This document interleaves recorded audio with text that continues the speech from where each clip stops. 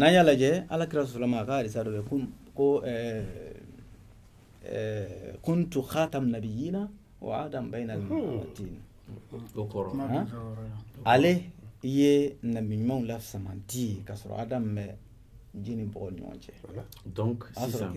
en conclusion sisan an bɛ mun fɔ. Donc o y'a sɔrɔ kira ma ci o donc Isa ka kuma ni nin yɔrɔ in na o t'a yira k'a fɔ k'a ye cidenya daminɛ. Mais a kɔni tun bɛ nabi ɲuman. Voilà, nabi ɲuman taamasiyɛn b'a la. A bɛna k'a ye. Donc si c'est ça, donc si c'est ça, ça veut dire que kira Muhammad sallallahu alaihi wasallam bɛɛ b'a dɔn k'a fɔ ale ye nabi ɲuman ye o bɛɛ b'o dɔn. Nka hali a ka denmisɛnninya kɔnɔ a dɔnna o. N kɔnɔ an ma tila fɔlɔ n'an ye Bukhari yɛrɛ lajɛ Badul Wahayi yɛrɛ la kira nɛɛma ni kisi b'a ma waati min ni fɛnkɛ a bɛna taa Shami ani Abu Talib ka si don san 12 dɔnnibaa dɔ y'a ye sira la Rahibul Bahir a y'a ye ko fi alamatun nubuwa nabi ɲuman taamasiyɛn bɛ nin cɛ in na donc k'a ka segin n'a ye a ka ca la ni jugu dɔw tora k'a ye k'u bɛ se ka bɔ n'a nin na u seginna n'Alakira sallallahu mais o y'a sɔrɔ nabi ɲuman taamasiyɛn b'a la ma ci ma san 40 sɔrɔ donc sisan ne bɛ fɛ k'a faamu e fɛ clairement donc san 40 ko min fɔla kiraw ka ko la o bɛɛ tɛmɛna o de da fɛ dɛ. Anw fɛ Ahamadiya kɔnɔ nabi ɲuman si tɛ yen min cira ka sɔrɔ i ma se san 40 ma. Donc i bɛ 40 de. Voilà i bɛ 40 sɔrɔ ka sɔrɔ ka ci. Donc mais i bɛ se ka kɛ nabi ɲuman ye ci ma daminɛ fɔlɔ n'i ye 40 sɔrɔ a ye ci daminɛ. Ayi f'i ka se 40 ma n'i ye 40 sɔrɔ waati min na nabi ɲuman cidenya in a bɛɛ bɛ taa. Bon sisan e m'a fɔ ko kira tun bɛ san 12 la ninnu y'a ye ko nabi ɲuman taamasiyɛn b'a la. Voilà o ye dɔnnibaa dɔ de kun de don. O yɔrɔ la ko taamasiyɛn b'a la a ɲɛ b'a la a la mais a ma ci o. Bon Isa m'a fɔ aya in kɔnɔ ko waja'alani nabiyyan. Mais fil mustaqbal. Non ni istiqbal do. O yɔrɔ tɛ o. Kalimatu istiqbaliya da. Muna ma harfu tanfis. Voilà. Muna ma harfu tanfis. Non muna ma harfu tanfis dɔ fɔ ye. O yɔrɔ in na. Sabu Kuran aya bɛ Kuran aya tafsiru di. Voilà donc an bɛ fɛ k'a faamu. N'an nana suran wɛrɛ la sisan a b'a fɔ ko hatta yablugha ashuddahu wa balagha 40 sana. Est-ce que o bɛ don Isa kelen ka hukumu kɔnɔ walima Isa bɛ don an bɛɛ ka hukumu kɔnɔ? O ye bɛɛ de ye o ye adamadenya bɛɛ de ye o. D'accord bon garde cette position là. Donc mɔgɔ tɛ kɛ Ahmadiyya ka faamuyali cogo la maa tɛ kɛ kira ye n'a ma san 40 sɔrɔ maa tɛ kɛ nabi ɲuman ye message tɛ ci ya baara daminɛ n'i ma san 40 sɔrɔ fɛn Guido san 40 i fana fɛ d'accord إبراهيم الخليل سلام عليك. وعليكم السلام. بخير. سالم. سمعت ماذا ما قال الأولون؟ نعم. تعملت. سمعت. أيوة. ala ka ani sababu alhamdulillah ne fɛ kuma question bi fɛ ko opposer walima taaliku bi wala me taaliku ka kuma yɛrɛ kan d'accord parce que a b'a la ka an fari kalaya dɔɔni ba alaykum ala ka ani sababu kuma in jɛlen do koyi fɛnkɛ kuranna f'i ka kuranna ka usulubu faamu kuranna kuma cogoya f'i ka faamu usulubu o ye jumɛn ye a kuma cogoya kuranna bɛ kuma ni cogoya mun ye f'i k'o de faamu i y'a faamu kuranna kɔnɔ i bɛ taa sɔrɔ sisan san 40 ko kuranna b'a fɔ ni dakuru ɲɛ kelen pe mais a kana k'i kɔnɔ k'o kɛla o yɔrɔ kelen pe de la fɛn dɔ yɛrɛ mana fɔlɔ a bɛ fɔ o de la kuranna f'i ka don balaga kalanni n'i ye diɲɛ laban in na nafa ka bon balaga nafa ka bon kosɛbɛ kuranna faamuyali la parce que balaga la i y'a faamu mahadi arabukan na bɛɛ b'a dɔn mahadi ye bamunan ye bon kuma o kuma bɛ yen arabukan fara diɲɛ kan o kan a bɛ se ka kɔrɔ wɛrɛw di sens propre b'a la sens figuré b'a la a kɔrɔ yɛrɛ laɲini bɛ yen ani a bɛ se ka kɛ kuma wɛrɛ mun olu bɛ yen bon n'i y'a ye i bɛ kuma wɛrɛw ta n'i nana fɛn dɔ de ye kuma kɔnɔ min b'a yira k'a tɛ a kɔrɔ yɛrɛ di o tuma i bɛ kuma wɛrɛ ta mais nin kuma kɔnɔ nin aya kɔnɔ bamunan bɛ a kɔrɔ yɛrɛ di bamunan b'a kɔrɔ yɛrɛ di parce que ale bɛ taa ni kinaya de ye ka bamunan kɛ sisan komi cɛkɔrɔbaya ni denmisɛnninya a b'a kɛla denmisɛnninya ye ou bien maintenant i ko cɛkɔrɔbaw de bɛ kuma na o i m'o de fɔ wa k'u bɛ kuma na de u bɛ fɛ ka yira k'a denmisɛnnin tɔ a n'a bɛ bamanan yɛrɛ kɔnɔ ko kelen tɛ i y'a kɛ ni kinaya de ye o tɛ balaga yɔrɔ dɔ ye wa balaga yɔrɔ wɛrɛ bɛ kuma in kɔnɔ e m'o yɔrɔ ta o ye jumɛn ye fɛn dɔ bɛna kɛ k'a kɛ komi a kɛla ka ban itibaru ma sayakun bima kɛna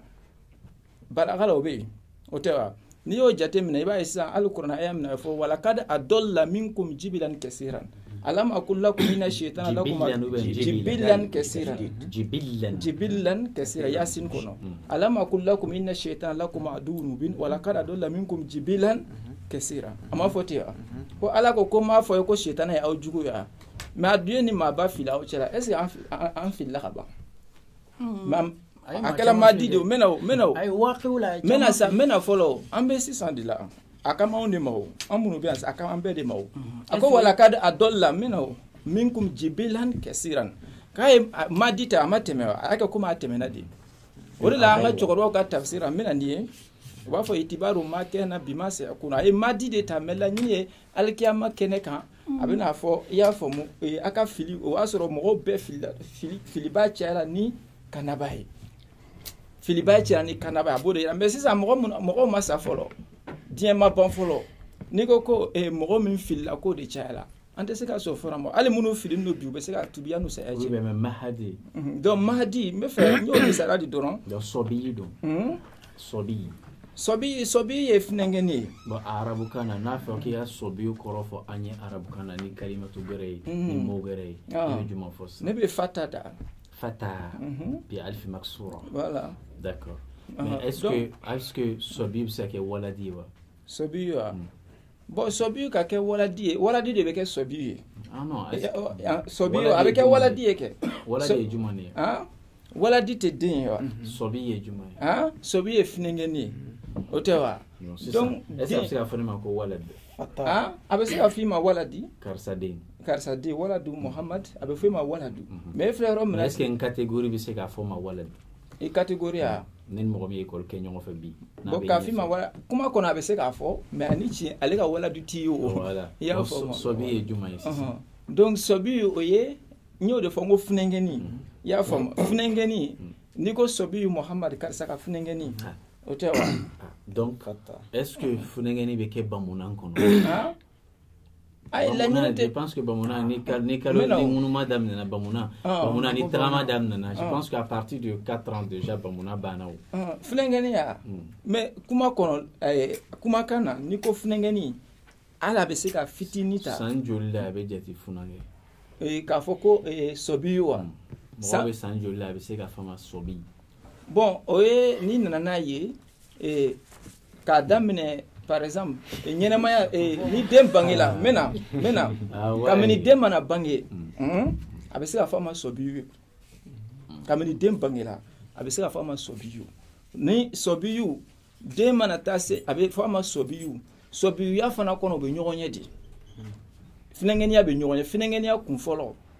donc o ye san 3 fɔlɔ ye a kun filanan subɔsɔn kɛ san 3 k'a ta a bangeni ka na san 3 kɔnɔ o de ye funɛngɛniya ye o ye funɛngɛniya kun fɔlɔ ye o t'a ban ye denɲɛniya ye jumɛn ye sisan voilà donc n'i nana denɲɛniya i y'a préciser tuguni i y'a tɔ préciser n'i ye denɲɛniya fɔ sisan san 2 denw bɛ bɔ a la san 3 denw bɛ bɔ a la tuma bɛɛ n'i bɛ jiginna dɔw de bɛ bɔ a la est-ce que n'a fɔla ko n ye denɲɛ a kɛra komi seku ye min fɔ n ye denɲɛ tɔmɔ dingɛ na directement est-ce que maa b'a ŋaniya ko funɛngɛni de tɔmɔla dingɛ kɔnɔ directement i y'a préciser o a fɔra ka ban n'i ko n ye den finman tɔmɔ bɛɛ b'a dɔn i ye finman fɔ o mais n'i ko n ye den tɔmɔ mɔgɔ bɛ se ka miiri finman na o waati de ou bien jɛman na mais e yɛrɛ y'a cɛkɔrɔba y'o de fɔ n'i ko rijalu kabini den wolola bi a bɛ fɔ a ma rajulu kabini den wolola bi a bɛ fɔ a ma rajulu mais une fois n'i nana ni sɔbiyu ye ou bien i nana ni fɛngɛ i y'a faamu fata ye ou bien i nana ni janini ye o ye précision de y'a kɔnɔ ka ban fɛn o fɛn bɛ fɔ kɔrɔbaninw ma fɛn o fɛn bɛ fɔ kɔrɔbaninw ma langue la a bɛ se ka fɔ fitininw ma mais min bɛ fɔ fitininw ma o de tɛ se ka fɔ kɔrɔbaninw ma kumakan kɔnɔ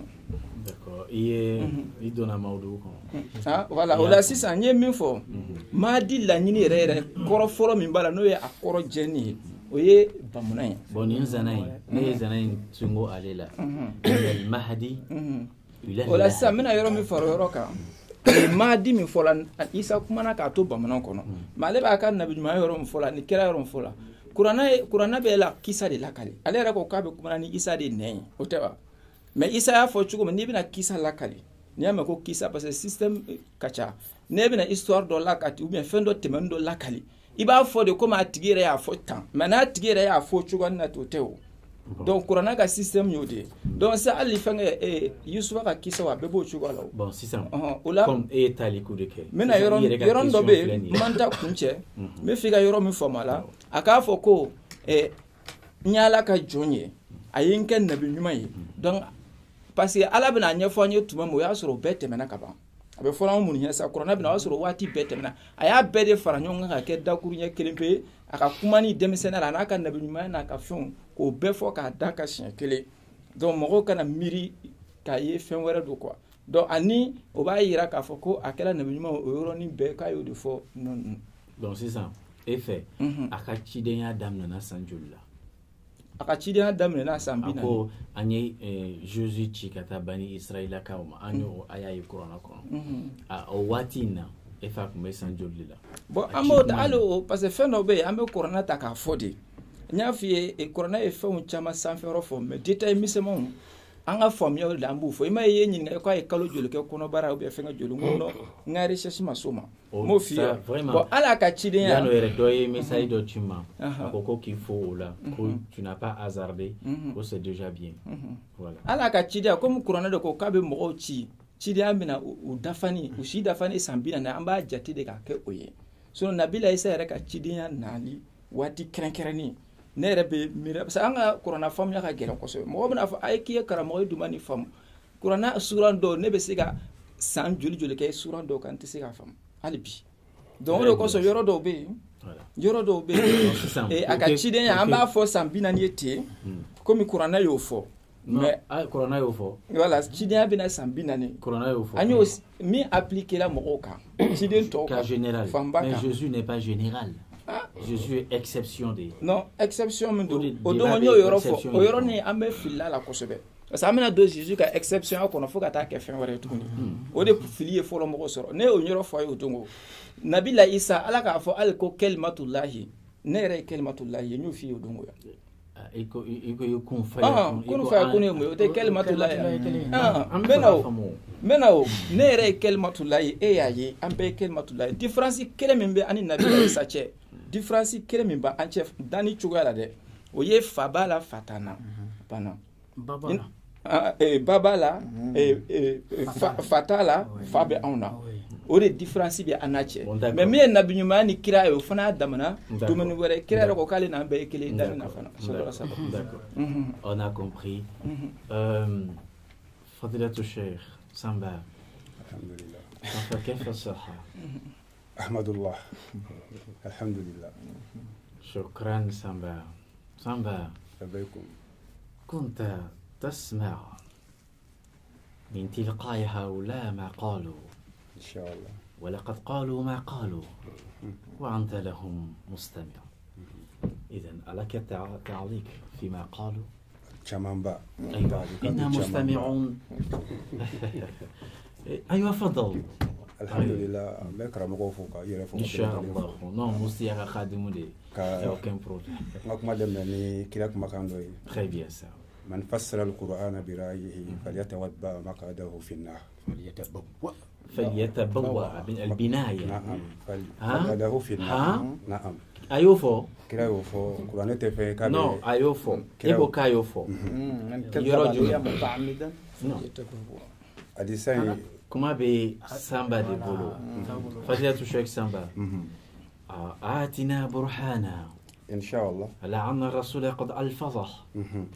لا هذا وسائل الشيعة لجأ وسائل الشيعة وسائل الشيعة إبا سرقنا بس رسولنا كتاب الشامع donc kadonga kuma la dro kuma imbe ko fe mais ko rofanye pour que parce que mo yo kurane ko rofo parce que bi anya yi balawu yere dine kono nana jafariya ini do c'est ça ni fola kira fe ita prepare lati gagner anya famu nyanama courage meni ode ka fo mo ni kurane tafsir ke ni raawi ay ka famia ka korofo ni ka aklina yi ka mirina yi ha ko tigila ma ka sigi rota jahannama kono ko be fo sika fu yetala jahannama kono deni igila be jahannama kono siki kama donc akanga ta tugo juma sisa merci ka hadisa kelen ko ka sika la ni famia alibi kurane yere ye korofo to ko sabadi kurane la arabukan jɛ b'a la hali mɔgɔ min ye arabukan kalan o bɛ se k'o kɔrɔ fɔ ka fɔ ne yɛrɛ ko ardusa dugumakolo asama sangolo mɔgɔ min ye arabukan kalan i bɛ se k'o kɔrɔ dɔn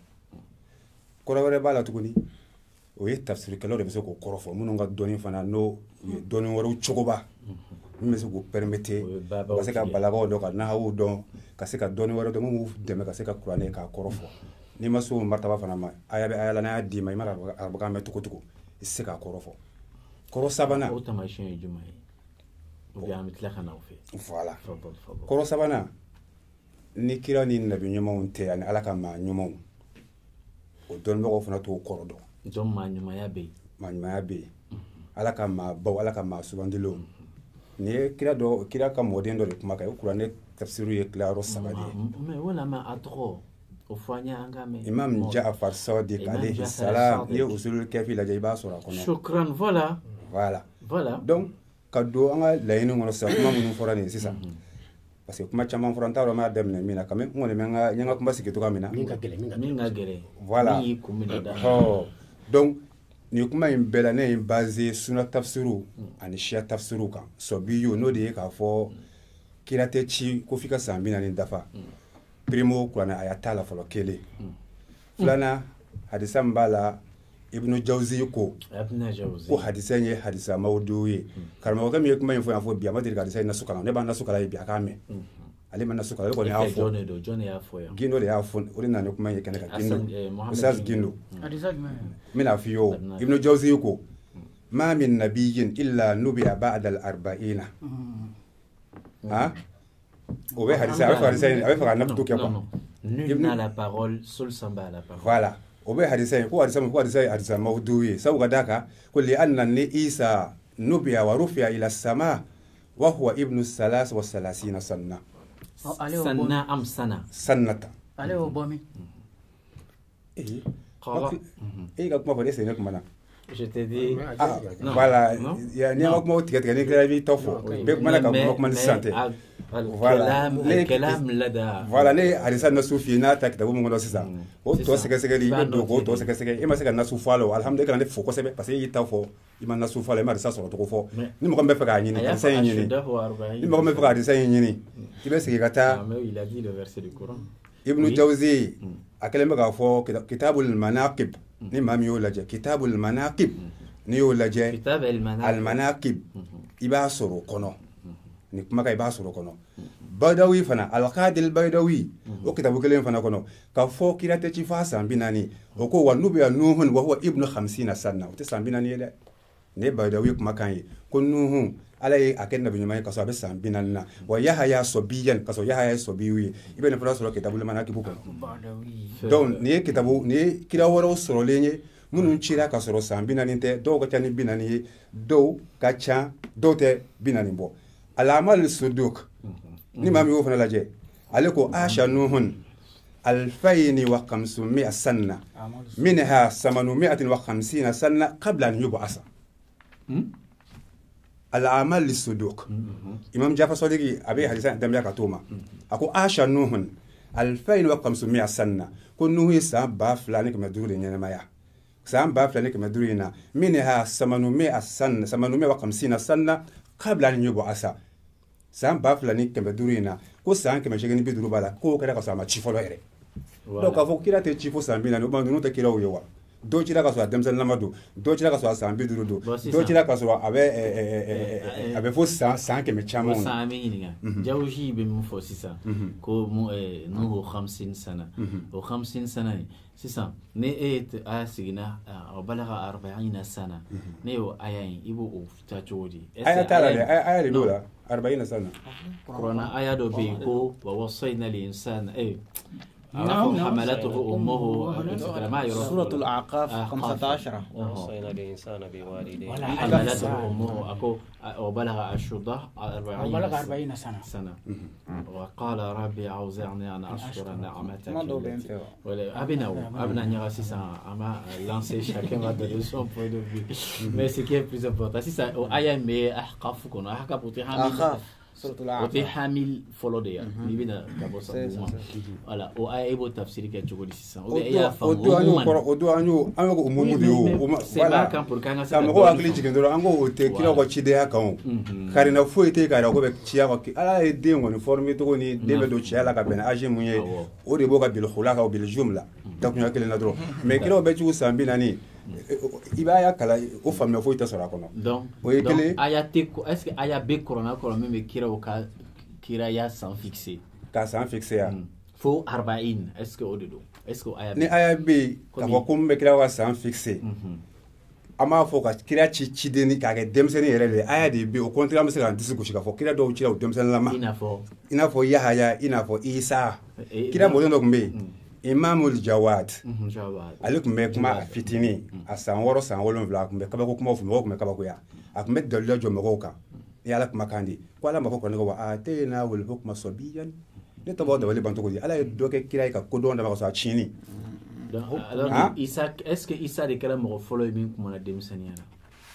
la Isa bɛ kɛ mɔgɔ fɔlɔ ye Yahya ma ko Isa ɲɛ mais est-ce que Yahya kuma na denmisɛnniya la fil mahad ko mahad wa kahala kallim an-nas fi al-mahad wa kahala esi ya kumana ka to bom mahadin ka halala bon yo la ntse ga jabidi ma wa aya la folo ko ma be deba ko no kame nga kuma ko la ina ngoni mi edro ka fo kira ubechi usambi nani hadisa mawdu de do ko na ayatala parce que kira de mado ira sa lu bechira uchini ni kira modi ndo yi o kuma daluya jo ka fo kira uchira ka so fitinindo Muhammadul Jawad ali yurida o re ko anna Allah ba'asa Isa ne hadisai ko anna Allah ali yurida ni mami usul kayfila ba so la ako anna Allah ba'asa Isa rasulan nabiyyan sahibu shari'atin mubtadi'atin fi asghar min hadha as-sin allazi fihi ben sura usulul kefi no ka fo ala Isa ci ka sura a chinindo ka kende bojuma ka sura a chinindo ni kila modi no kuma kanye mi na ma kuma kanta ba sa rasulan wa nabiyan nter na bojuma kuma dine kiba kuma dine do ba usulul kefi ko no ba ira ka fo o ko bo na so bi funa takalaje ka fo sharia bo yoro wala ka s'il vous plaît la fatulu bela sa ka choro ba kuma ya mo ko yoro no no rasulun nabiyyu no ne mo ko be kenatu mi la doro arsa no no wati sura kama ibe la ini fodoro ne mo ko be kuma de mi na kuma kono ala ya ke na benyama ani kira no so la ka bo be wasake d'accord bon ba asa Isa rasulan nabiyyan o kan e wasa fi sirri sana bana bon do arisa to kuma to no kon be ka kuma to ziyada de ka ta yido d'accord samba o hukumu kono na et ni Cheikh Sidibe تخالف فهمت donc ça c'est très riche bon كلام بي لم يتكلم فليتكلم وإنا سائلون إن شاء الله سل بني إسرائيل أيوة سألناك أهل الذكر سلام عليك وعليكم السلام بخير تمام مبروك إن شاء الله كيف اليوم الحمد لله الله يفيد voilà أستاذ يه كما بمدي mais yani e kadon hakina taliku kanka wal maka araw dodi ambe ere nyini ya fendola ayanta nafsa annaka mufassir yofani ikiwe ko na tafsir ke inshallah bon ika tafsirula Maryam jonedo Maryam o Isa bay ese muso gore trobe corona kromite Maryam ya non madaw kan falo mais muso kuma ba kromite Maryam muso woro suratul tahrim kono jumani be muso woro ko ba konnana minti Maryam o be kelen jumai ina fa Asia مرات فرعون d'accord est-ce que Asia to jere be corona kono la ma fora ko como kuma de be dambe ga tama oui mais mun fola suratul tahrim ayatan anulana allez-y وامرأة فرعون d'accord امرأة c'est ça ma fo Hafs ama fo Asia voilà d'accord ma ko امرأة فرعون aka nyenu na de aka ayame ko Asia Faraona ere to fana ma fo corona ko le ou bien Faraona to de bon de to wore do Faraona la corona konna bon Faraona min ko de do a to ko Walid bin Mus'ab voilà Pharaon Moussa. À toi de boy. Bon Moussa. Voilà. Ah? Oui, oui, tu as encore fait des Ramsès. Ramsès II, Ramsès I. Ramsès c'était copte kanyo. Akhenaton de copte kanyo. Voilà. Mais Aya Karabu quand il y a une fois. Oui. Maintenant, j'arrive. Non, beaucoup de choses. Dans l'égyptologie. Prends. Non. ACB.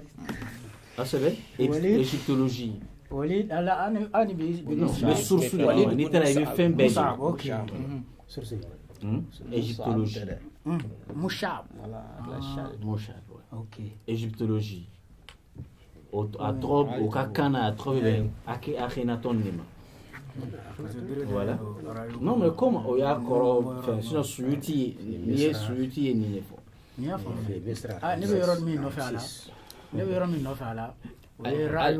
J'arrive. Maintenant, ni kakane donc. Rayu Juma, ni Rayu. Rayu Tenefa. Rayu Forayo. Garde, Abinao. Non. Même Arak, Allah, il y a Rayu Fo. Abinao.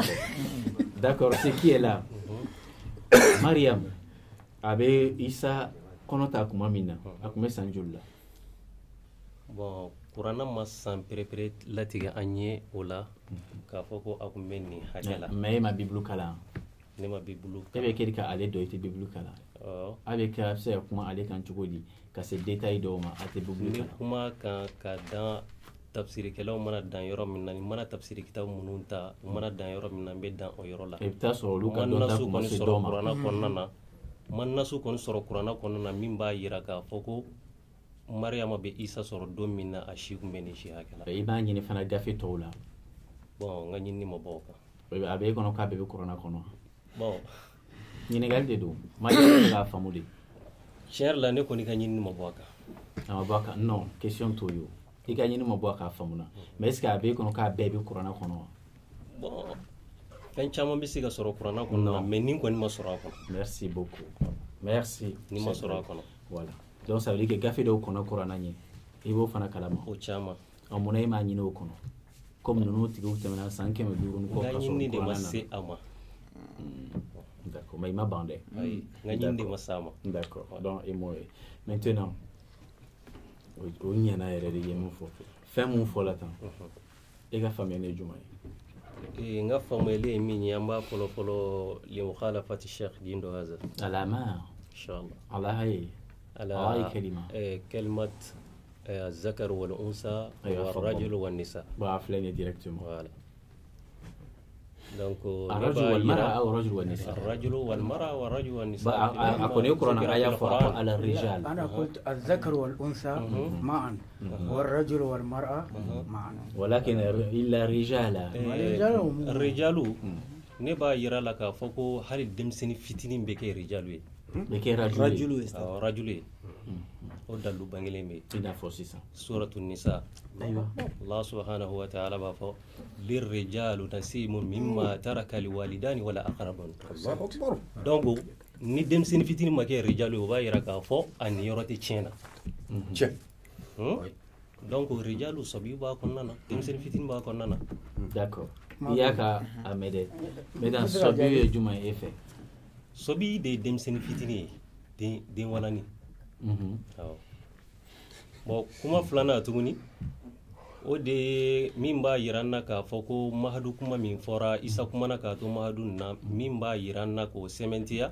o de tafsir al-Qur'an bil Qur'an an bɛ segin kana aya wɛrɛ ma yukallimu nasa fil mahdi wa kahalan ne ko hula fɔlen ye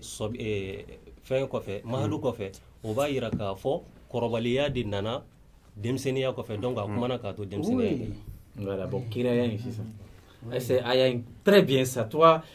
tu es bien, machallah. Regarde ce que tu nous dis, c'est fabuleux. Bon, maintenant, est-ce que Aya faut oui, tu vas voir qui m'a dit ahsanta, aka arabu kana antu korolo ne, tu vas voir mon niveau. Aka kuma nyana ko jugo. Ah ode ahsanta yi. Mo be daliya yɛrɛ di. Ka bɛ bɔ kungo la, a bɛ bɛn mais tuma dɔ i min bɔ kungo la i ka daliya di. Ka fɔ tafsir karisa ko tan, o kɔrɔ ye seere b'i la. Parce que a bɛ se ka tafsir kura dilan, tafsir tuma min ka dɛ, ala ka limaniya d'a ma. D'accord. Donc, ton entrée est très bien quand tout le monde parle. Voilà. Donc c'est déjà bien. Félicitations Fofana. Mais sisan waja'alani nabiyya ebo o fam jodi waja'alani nabiyya ayenke nabi nyumanye kanto demseniya la ne ka tafsir be kon na mbode fo ayenke nabi nyumanye kanto demseniya la bo maintenant